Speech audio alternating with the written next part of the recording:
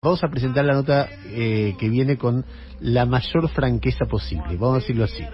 Cuando empezó el ascenso de Bolsonaro, a mí siempre me pareció un tipo muy peligroso Bolsonaro, muy peligroso, como me pareció que no había suficientes fundamentos para destituir a Dilma Rousseff, como me pareció que no había suficientes fundamentos para poner preso a Lula y sacarlo de la carrera electoral, pero hablamos varias veces con alguien que pensaba distinto que nosotros.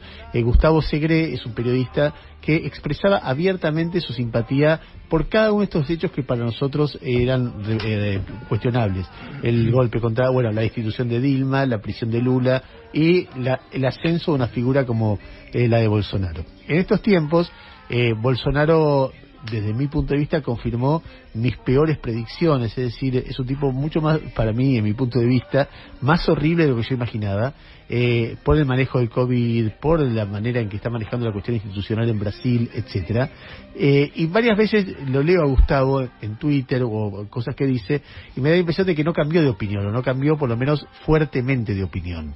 Y en un momento en que nosotros generalmente hablamos con periodistas que mayoritariamente piensan como nosotros, ven viendo un proceso de muchísima autodestrucción de Brasil, y me parecía que era muy legítimo escucharlo a Gustavo nuevamente a ver qué es lo que piensa, y está en línea Gustavo Segre. Gustavo, ¿cómo te va? Ernesto Tenemón, ¿cómo andás? ¿Qué tal, Ernesto? Gracias por el llamado y me permito hacer una corrección. Yo no tengo simpatía por esas situaciones, tengo mucha antipatía por el populismo que reflejaba Dilma Rousseff y que reflejaba Lula da Silva. Si en lugar de Bolsonaro hubiera sido el Pato Donald, hubiera tenido simpatía por el Pato Donald, porque no es simpatía hacia el personaje Bolsonaro, sino contra el populismo. Bueno, a ver, contale qué crees que vos que pasa en Brasil en este momento. Sí. Veo, ¿querés hablar de Bolsonaro? De lo que vos quieras, es decir, hay una crisis sanitaria muy fuerte, hay una crisis política muy fuerte, y quería ver tu visión de esto. Mira, en relación a la crisis, empiezo por la sanitaria. Una montaña de errores por parte de Brasil, en términos generales, que incluye obviamente a Bolsonaro en su negacionismo, en decir que no hay que utilizar máscara, que la vacuna no es necesaria, que se pueden hacer aglomeraciones, y recientemente, el día de ayer, una de las últimas barbaridades de su Dixit fue que había que hacer vida normal, lo cual todos sabemos que sería un grave error sanitario, más aún en el momento en que Brasil está pasando ayer con un récord nuevamente lamentable de fallecidos, merced de errores, yo te diría de varios puntos.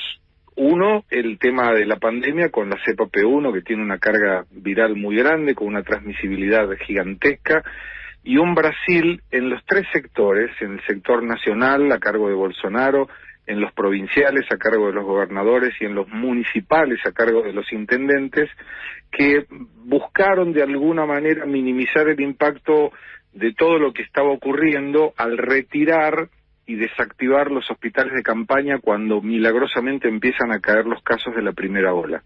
Hoy Brasil tiene una necesidad imperiosa por camas de unidad de terapia intensiva y por camas normales que no tiene, por esto que mencionaba, todos los hospitales fueron levantados, y con una vacunación lenta.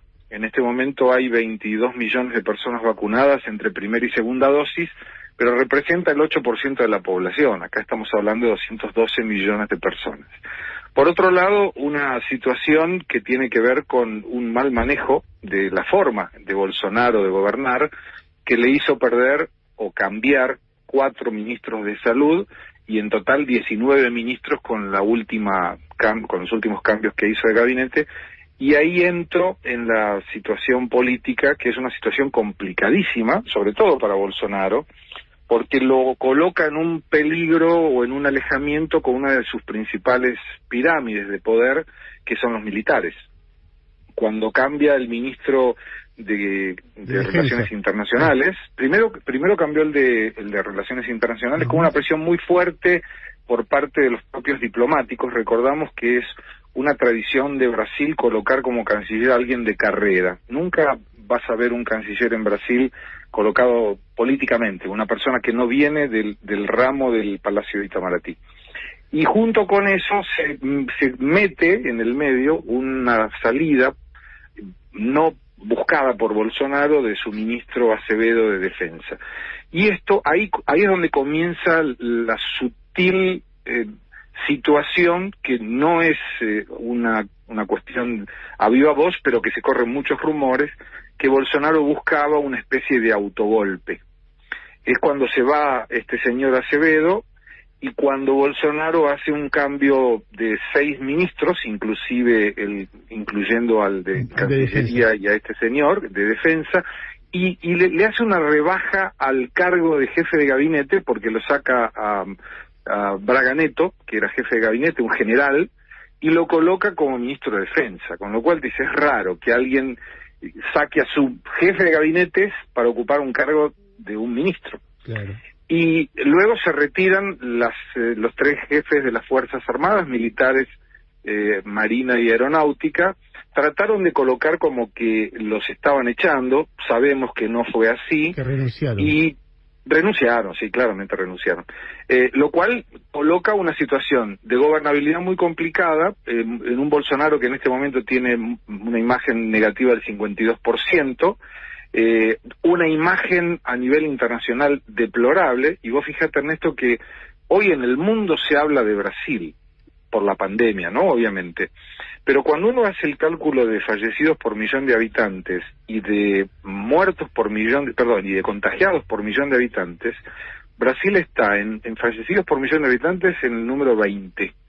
Y en contagios en el número 40. Sin embargo, es poco lo que se dice de los 19 de adelante o de los 39 de adelante. Y todo eso tiene responsabilidad directa con la verborragia desnecessaria del presidente Bolsonaro. Esa fue un poco la conclusión. Gustavo, déjame poner en cuestión algo que vos dijiste al principio, que me interesó mucho, que vos decías, bueno, no es que estaba a favor de Bolsonaro, era antipopulista, y hubiera votado al Pato Donald.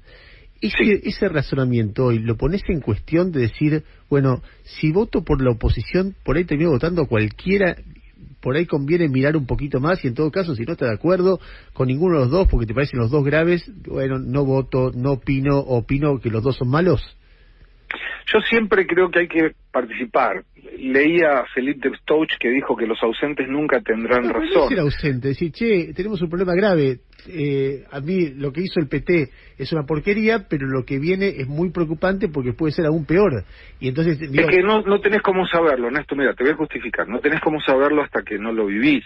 Obviamente Bolsonaro no es un presidente que me llene de orgullo. Yo vivo en Brasil hace mucho tiempo. Estimé que el candidato que iba a llegar al segundo turno iba a ser Geraldo Alckmin, no Bolsonaro, pero en ese momento Bolsonaro tenía una de las características que la gente admiraba, que no era corrupto, era una de las pocas personas de la política. Tengo una pregunta más difícil. Muy probablemente, vos que no querés estar ausente, en unos meses vas a tener que elegir entre Lula y Bolsonaro para ser presidente, aunque más no sea en balotaje. ¿Qué vas a hacer? No, yo no voto acá, pero te voy a dar el caso de mi familia. Mi familia sí vota, cada uno tiene independencia de elegir lo que quiera. Mi hija no lo votó a Bolsonaro, para darte un ejemplo, lo votó a Fernando Haddad, que era el candidato de Lula. Si vamos a suponer, te la voy a responder más fácil. Supongamos que yo voto acá, supongamos que yo voto. Primero esperaría un poco para ver... Llega al balotaje, Bolsonaro, siempre en la primera vuelta y terceras opciones, pero llega al balotaje que probablemente sea Lula-Bolsonaro. ¿Qué haces? No lo votaría a Lula. O sea, seguís prefiriendo a Bolsonaro antes que a Lula. A Lula sí, por eso vuelvo. Lo votaría al Pato Donald antes que a Lula. Sí. Jairo, vos querías hacer una pregunta. Sí, Gustavo, ¿qué tal? ¿Cómo estás? Jairo Stracha. A propósito de la ecuación que estás haciendo, aún viendo esta gestión de Bolsonaro, ¿te parece que la gestión del PT o lo que expresa el PT es peor? Totalmente, claro, y te voy a justificar por qué. Vos fíjate que en términos generales todo el mundo le echa la culpa a Bolsonaro sobre esta catástrofe, porque es una catástrofe. Tengo amigos en este momento en unidades de terapia intensiva que representa el COVID. Sin embargo, lo que poca gente menciona es que la potestad para abrir o cerrar las actividades comerciales en las ciudades y en las provincias y en la nación, y la situación de los hospitales no tiene relación con Bolsonaro. El problema de Bolsonaro es que no consigue quedarse callado. La Corte Suprema al principio de la pandemia le retiró esa potestad. O sea, Bolsonaro no puede decir cierren todo, abran todo. Lo que dice Bolsonaro es irrelevante, para decirlo de otra forma. Y ahora te doy un ejemplo. La potestad la tiene el gobernador y en última instancia el intendente. Y te doy dos ejemplos rápidos. El primero, Brasilia hoy tiene restricción a la circulación y solamente servicios esenciales, determinado por el intendente. Bolsonaro entró en la Corte Suprema para que eso no ocurra. Y la Corte le dijo, Bolsonaro, no tenés potestad para esto, el que manda es el intendente. Tengo que dejarte.